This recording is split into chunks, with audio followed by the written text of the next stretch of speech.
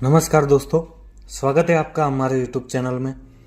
आज हम फिर आ गए आपको एक ऐसे देश की कहानी सुनाने जो नाम से जितना दमदार है उतना ही गहरा, रहस्यमय और दिल को छू जाने वाला है। आज हम चलेंगे अर्जेंटीना, जहां दिल, दर्द और रहस्य एक साथ नाचते हैं। तो चलिए शुरू करते हैं। सबसे पहले बात करते हैं अर्जेंटीना, दक्षिण अमेरिका का एक कोना जहां पहाड़ बर्फ से ढके हैं, रेगिस्तान तपते हैं और फिर भी हर मौसम, हर मिट्टी से एक अलग कहानी निकलती है। हर देश की हर चीज थोड़ी फिल्मी सी लगती है, कभी मोहब्बत, कभी क्रांति, कभी संगीत और कभी रहस्य। अर्जेंटीना नाम आया है अर्जेंटम से, जिसका मतलब होता है चांदी। जब स्पेनिश खोजी यहाँ पहली बार आए तो उन्होंने सुना कि यहाँ चांदी की नदियाँ बहती है, पर असल में क्या था वो नहीं जानते थे। असल में कुछ भी नहीं था, सिर्फ अफवाहें थी। लेकिन अफवाह इतनी गहरी थी कि आज तक देश का नाम उसी पर रखा गया।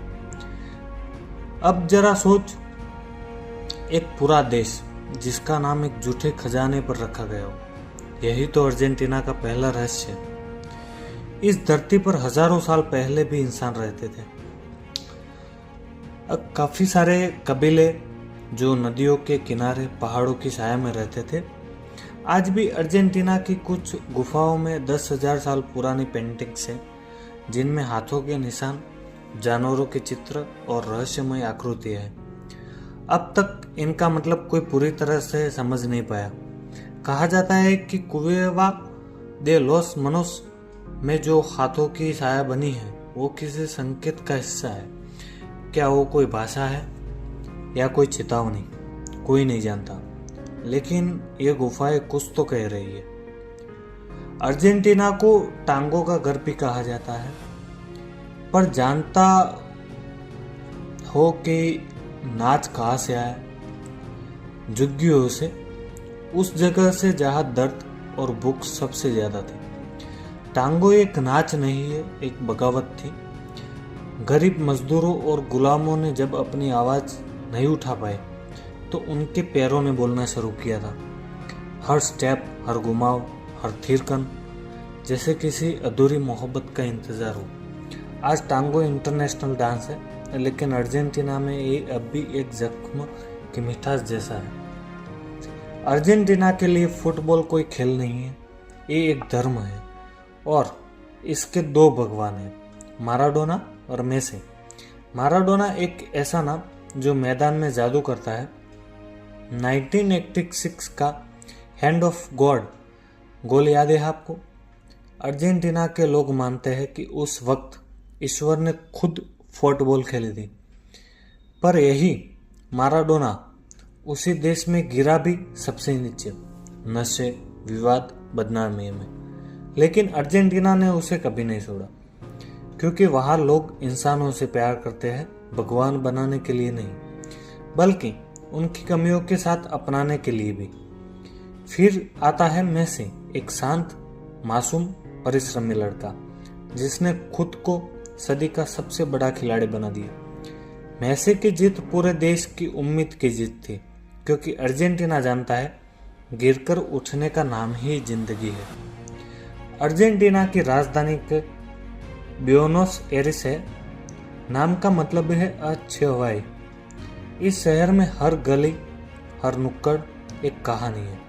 पुरानी इमारतें, बालकनी से जागती बुजुर्ग औरतें, तंग गलियां जहां अब भी पुराने रेडियो, टांगो बजता है, और हर संडे एक पुराना बाजार सजता है जहां लोग स्मृतियों को बेचते हैं। पुरानी तस्वीरें, रस्टेड किताबें, एक टूटी घड़ी, सब में कोई कहानी बंद होती है।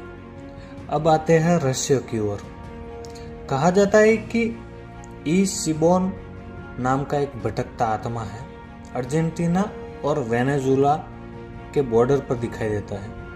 वो सीटी बजाता है इतनी धीमी कि डर लगे, और कभी इतनी तेज कि लगता है अभी पास आ जाएगा।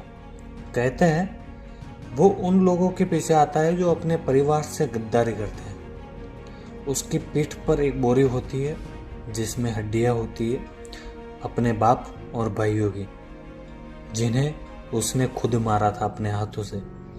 ये कहानी हर गांव के बच्चे को सुनाई जाती है ताकि वो जाने कि परिवार से गद्दारी करने वाला कभी चैन से नहीं रह सकता। अब चलते हैं अर्जेंटीना के सबसे रहस्यमय हिस्से में, पैटगोनिया। बर्फीले पहाड़, सूनी घाटियां और नज़ारे जो जैसी दूसरी दुनिया से हो।